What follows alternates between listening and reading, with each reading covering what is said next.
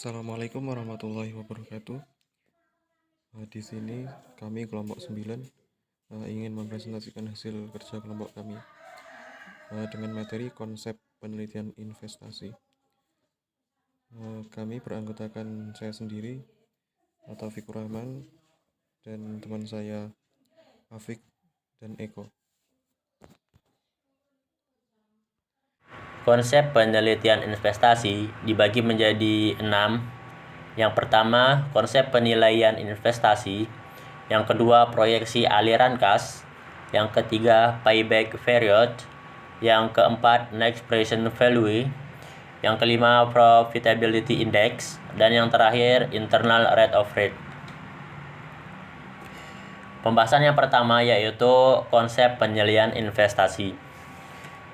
Capital budgeting atau penganggaran modal yaitu keseluruhan proses perencanaan dan pengambilan keputusan mengenai pengeluaran dana di mana jangka waktu kembalinya dana tersebut melebihi waktu 1 tahun.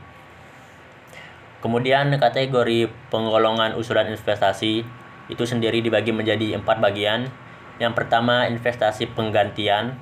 Yang kedua, investasi penambahan kapasitas.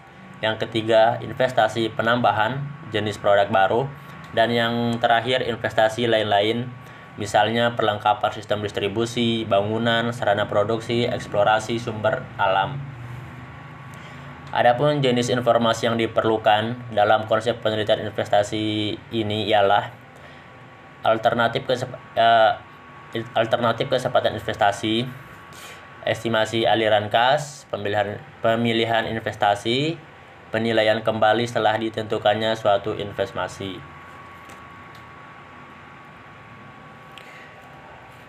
Dan pembahasan yang kedua yaitu proyeksi aliran kas.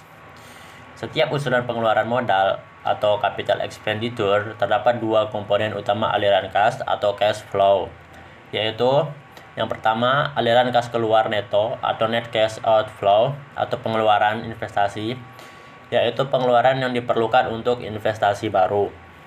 Yang kedua, aliran kas masuk neto tahunan atau net annual cash inflow, yaitu sebagai hasil dari investasi baru tersebut. Di sini adapun metode penelitian usulan investasi dibagi menjadi 4 bagian. Yang pertama, payback periode. Yang kedua, net present value.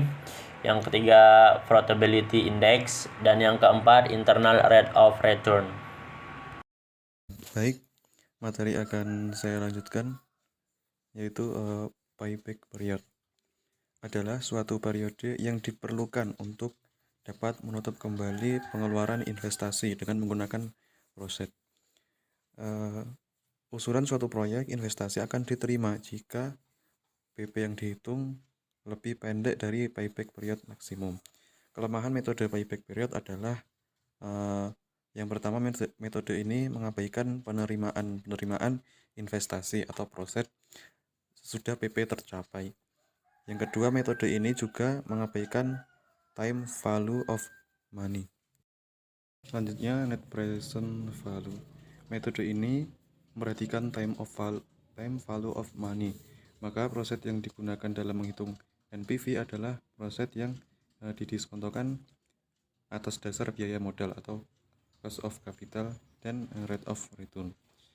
Usulan proyek investasi akan diterima jika PV dari proses lebih besar daripada PV dari initial investment. Itu sama dengan positif. Selanjutnya yaitu profitability index adalah perbandingan antara PV dari proses dengan PV dari initial investment, di mana PI itu sama dengan PV dari proses. Usulan proyek investasi akan diterima jika PI sama lebih besar dari 1. Selanjutnya yaitu internal rate of return adalah tingkat bunga yang akan menjadikan jumlah PV dari proses yang diharapkan akan diterima atau PV of future process sama dengan PV dari initial investment. Berikut adalah keterangan rumus-rumusnya.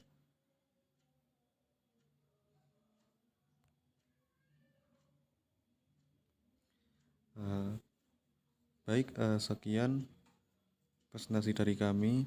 Bila ada kekurangan dalam penyampaian atau pembacaan materi atau bahkan editing dari video ini, kami mohon maaf yang sebesar-besarnya.